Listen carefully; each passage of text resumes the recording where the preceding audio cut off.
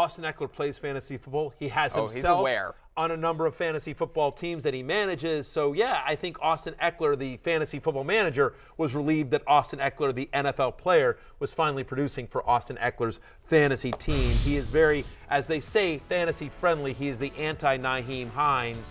Austin Ekeler there, as you look on the screen, number one fantasy leader heading into Monday night. 34.9 fantasy points, 19 for 109, and the 3 touchdowns. The most important thing here is that he saw both snaps inside the 10-yard line, and he was second in target share.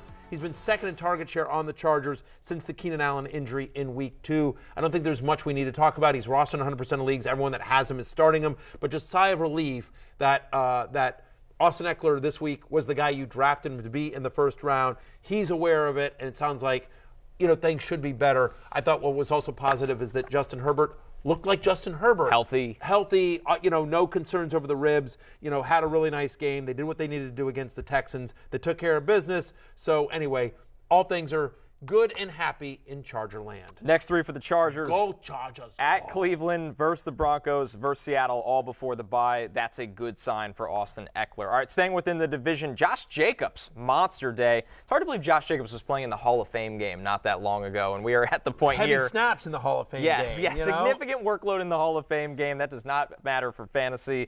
28 rushes, 144 yards, 2 touchdowns, 5 catches for Josh Jacobs. And that's the thing that's so heavy workload in the Hall of Fame game. Heavy workload in NFL games, and that's what's important, right? Not just the preseason, but that workload weirdly has carried over. We took it as a sign of McDaniels doesn't care about Josh Jacobs. Yep. He's just going to get him out there. But no, that workload has continued. So far this year, he's handled 84% of the team's running back touches, and you mentioned the 5 receptions. That's the biggest thing on Josh Jacobs is that we didn't think he would be involved in the passing game coming to the season. I'll own that. I thought it was going to be much more of a committee for the Raiders, the way that McDaniels used his running backs in New England, and it hasn't been that way so far this season. Among running backs this year, he is 4th in scrimmage yards. He's 6th in touches among all running backs. So the usage has been there on all 3 downs for Josh Jacobs. And so obviously the touchdowns are very nice, but the schedule is schedule's not terrible, not great, not terrible. Coming up at Kansas City,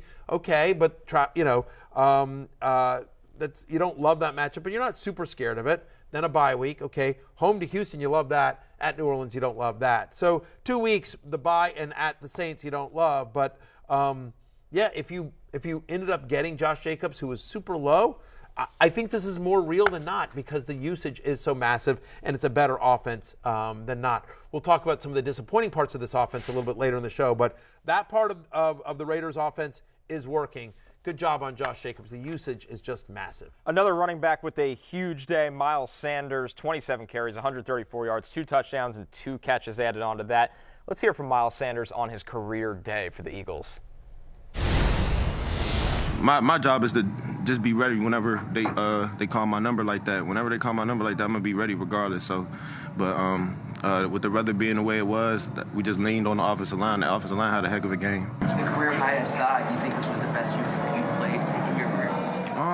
I think it could get a little better too. So, foot's not on the gas yet. So, it's going to keep going and just keep doing what I got to do to help the team win. What can get better? Just be more consistent with it, so I can have more days like this for the team. Man, you see the rushing stats here for the Eagles that it's between Jalen Hurts and Miles Sanders right now. An incredible output of rushing production. Head coach Nick Sirianni on Miles Sanders after the game. Miles Sanders is our number 1 back. Ain't no question about it. That quote has to make you feel good about him going. Well, and the numbers back up what he's saying. 27 rushing attempts, 134 yards with 2 touchdowns, also 2 receptions, so 29 total touches. Miles Sanders, in the sound that we heard earlier, mentioning the weather was bad. It was rainy and cold in Philadelphia. It was ugly. Couldn't really do a lot in the passing game, and so you leaned on the run game, which, by the way, super effective. It's a great offensive line. Here's the concern on Miles Sanders. The concern has always been a couple of things. First off, health. Always. He hasn't been able to stay healthy throughout his career. Fumbles have been an issue for his career. And, getting vultured at the goal line because they have multiple running backs. Okay, well, so far, he has answered almost all of those issues. He's stopped with the fumbles, really. The usage is massive. He's playing 67% of the offensive snaps. That's the most percentage of snaps he played this season. So this was against the Jags, right? He's third in total rush yards in the NFL. And so they're at Arizona next week. You like that? Home to Dallas, okay, whatever. Then they got a bye. Then they're home to Pittsburgh. And so that offensive line, as long as he's healthy, and the fact of the matter is that within the when you get in close, it's really just him or Hurts. And so Miles Sanders is locked in as an RB2. Like, you know me. I am not a Miles Sanders fan. No. I'm not a Josh Jacobs fan. So this is a bad week for a couple of guys that I have been down on. And I've mostly been proven right on both those guys. But this particular weekend, both those guys shut me up. And I'm more than willing to back off a position when I've been proven wrong. And I think in both these cases, their usage, Jacobs in the passing game and Sanders around the goal line has proven me wrong, or has been corrected from what it was previously. So exciting to see if you have either Sanders or Jacobs. Career high in rushes and rush yards for Sanders. I think it helps that it just feels like the Eagles are always playing with the lead. That's going to help Miles Sanders moving forward. They are one of, if not the best team in the NFL. Yeah. They are. Like, it is. It's awesome. Because, by the way, the Jaguars are legit. And they beat the Jaguars pretty bad. And, I mean, the Jaguars were winning. And anyway, Eagles are legit, man. Fly, Eagles, fly. All right, another career day, it felt like here. Dameon Pierce, the rookie running back on the Texans, 26 fantasy points. He had 14 carries, 131 yards, and a touchdown. Here's the thing that sticks out to me, Barry. This backfield is officially just Dameon Pierce now, no one else. 94% of the team's running back carries over the last 3 weeks. It was the Rex Burkhead show in week 1 for whatever reason. Bizarre. But in week 4, 70% of the offensive snaps. I don't believe Rex Burkhead got a carry in this game. He did not. 100% of the running back carries went to Dameon Pierce. And when he got work, he did it. Even in a tough matchup with the Chargers, 131 yards on 14 rushes. He scores the touchdown. 6 receptions. He hadn't been really used in the passing game so far this year. Now only 8 yards, but whatever. 6 receptions. That's a touchdown. That's 6 receptions in PPR. That's 6 points. So I like it. Actually ran more routes than Rex Burkhead as well, which was something that was the reverse earlier in the season. Dameon Pierce is a mid-tier RB2 going forward. You certainly like the schedule at Jacksonville, bye, at Las Vegas, home to Tennessee. Those are all 3 matchups that I think you'll be able to run on them. All right, looking over Jacksonville being the toughest. The Ravens, who played a thriller against the Bills. J.K. Dobbins slowly getting back into the fold here, 13 carries, 41 yards. Most important parts here, rushing touchdown, receiving touchdown. Arrow's trending up now for Dobbins as he's coming back from a big injury. What we've been saying all along, we want to see it from J.K. Dobbins. Yep. We know the potential, but we want to see it. Well, hey, you know what? We saw it. 7 of the 9 snaps, he got 7. They had 9 snaps inside the 10-yard line. J.K. Dobbins was on the field for 7 of them. He's had 2 games since he returned, 6 receptions in those 2 games, after averaging just 1.2 catches per game as a rookie. So getting more involved in the passing game, right? He saw 17 touches despite only playing 50% of the snaps. You like that usage. Now, we're heading into week 5, which means Gus Edwards is eligible to come back. So what does this backfield look like once Gus Edwards is there? We will see, but still, in a tough matchup against the Bills, J.K. Dobbins was terrific. I don't think you can always expect 2 touchdowns, but finally you're like, okay, that's the J.K. Dobbins I believe in. It was nice to see coming fully back from the ACL. You wanted to see it? Well, now you saw it. Full steam ahead for J.K. Dobbins. All right, we'll close this out with a few guys that most likely are not rostered anymore in your leagues. Darnell Mooney, a guy with huge expectations. I mean, what do we do? What do we do at this point with Darnell Mooney? Look, he was the most targeted Bears pass catcher, right? Which isn't exactly the greatest trophy. Listen, I was he was in my hate list. So, by the way, you're welcome, America, because I feel like I personally got the turnaround. Darnell Mooney got going, right? Yeah. I was just like, he shouldn't even forget being started. He shouldn't be rostered. This is a good game, 4 for 94, but still. The offense. You're not buying this. The body language is telling me everything. Do not buy into one good week from Mooney. I don't mind picking him back up if you want. Look, we think Darnell Mooney is talented. Their schedule is really nice. Vikings, Commanders, Patriots. So 2 of the next 3 I feel like are pretty good. Minnesota and Washington both bottom 10 in the NFL in pass defense. Yeah. You can throw in both Minnesota and Washington. So, but yet, Justin Fields looks awful, man. Yeah, it's bad. He was 11 for 22 in this game. Sacked 6 times. Yeah, here's what I would say about Darnell Mooney. we get the upside, right? We saw it last year. 4 for 94 is certainly nice, but we've seen the floor, right? And it's ugly and it's low. And so, I'd rather have George Pickens. As we're talking about receivers, you know what I mean? I'd rather go out and pick. But listen, signs of, if you've hung on to Darnell Mooney for this time, finally signs of life here. And as you go into waivers and somebody else got sick of him and dropped in your league, I don't mind taking a flyer on him. I'm not ready to say oh yeah, he's back. That's the guy that everyone has a sleeper in the preseason. He's had 1 good game out of 4.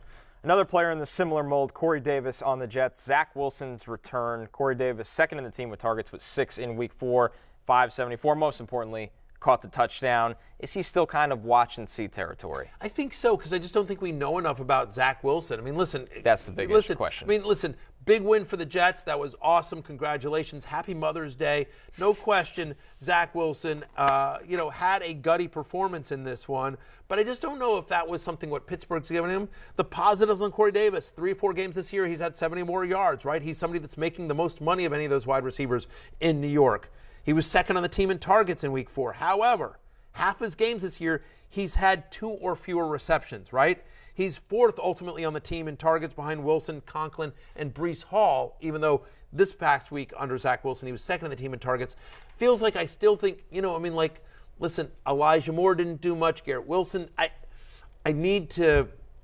think we want more of a body of work on Zach Wilson and what this offense looks like under him before we can sit here and say, yes, you want to add Corey Davis, or, yeah, you can go ahead and ignore Corey Davis. I don't have a great sense for it, other than the fact that I think there was more positives than negatives for Zach Wilson, and that I do think the Jets' offense, there will be fantasy relevance to some of them. We've seen it with Garrett Wilson. We're going to talk up Breece Hall coming up in a little bit here. Tyler Conklin has been a nice surprise at the tight end position for the Jets, and we've seen it previously from Corey Davis and Elijah Moore to them having fantasy relevance. So I think jury's still out. Yeah, we just need to see with Zach Wilson. There goes my pen. They were only healthy together last year, those first 6 weeks. Corey Davis averaged 7 targets a game in that spot, caught 4 touchdowns, but we haven't seen a lot of them together. So we'll wait and see on Corey Davis. Yeah, exactly. A couple of the guys that had big games that I just want to mention real quickly. Yeah. Jamal Agnew, everyone's looking at 4 for 50, 2 touchdowns. Is he somebody I'm targeting in the waiver wire? Only in the deepest of leagues. Remember, Zay Jones was inactive in this game. Yes. So as a result, Christian Kirk had to play outside, which is not where he normally plays. He normally plays in the corner. In the 3 games in which Zay Jones was active, Agnew played only 26 total snaps. So he just hasn't been on the field a lot. Zay Jones being out and the weather, I think, contributed somewhat to Agnew being out there as well. So I don't know. Listen, he was a guy that had, a little bit of fantasy relevance last year. Weeks 5 through 10 last season, he did score double-digit fantasy points in 4 of those 5 games. But with Kirk, with Evan Ingram, with Zay Jones, feels like the pecking order, he's down there. Unless we find out Zay Jones' injury is much more serious than we thought, I think you can safely ignore Jamal Agnew. I just want to mention it because he scored 2 touchdowns. People are starting to go oh, that's interesting. Is that a thing? All right, last one. I know you've loved this player before. Mo Alley-Cox, 26.5 fantasy points. He caught 2 touchdowns on 6 catches, 85 yards. We know the Colts' offense has been a disaster. Can Mo Alley-Cox turn this into a little bit of a stretch here, or is this one of those flash in the pan? I think it's somewhere in between. I've always been obsessed with Mo Alley-Cox. I think he's a nice player. Obviously, he's a great big target. It's an athletic specimen. Right? He's unbelievable. 17% target share, which was nice in week 4. He caught all 6 targets. Played 70% of snaps, which was a season high for Mo Alley-Cox. And he produced. He was one of the few bright spots, especially if Jonathan Taylor's going to miss some time. They're going to have to find production from people that aren't named Michael Pittman, because right now that's the entire offense. So here's a bright spot. Having said that, Kylan Granson still had more targets. Jelani Woods has the same number of touchdowns. It is a little bit of a 3-headed monster there in Indianapolis among the tight ends. Hopefully, Mo Alley-Cox. So more a name to keep on your radar than somebody that I'm targeting unless you're in a super deep league. But I think if you're in a super deep league, Mo Alley-Cox is probably already rostered. But I do think he has the athletic ability and potential to do more. I'm not ready to be all in yet, but I do love me some Mo Alley-Cox. So, yes, a name to be on your radar. If you're looking for a deep tight end sleeper, go ahead, add him. Hey, it's Matthew Berry from NBC Sports and RotoWorld.com. Just want to thank you so much for watching what you just watched, or at least being too lazy to click out of it after the autoplay just kept it going. So either way, thank you so much for just letting it scroll by your screen. And now I'd like to ask you respectfully, okay, respectfully, please subscribe to the NFL on NBC YouTube channel for the latest NFL news, fantasy headlines from RotoWorld, and betting analysis from NBC Sports Edge.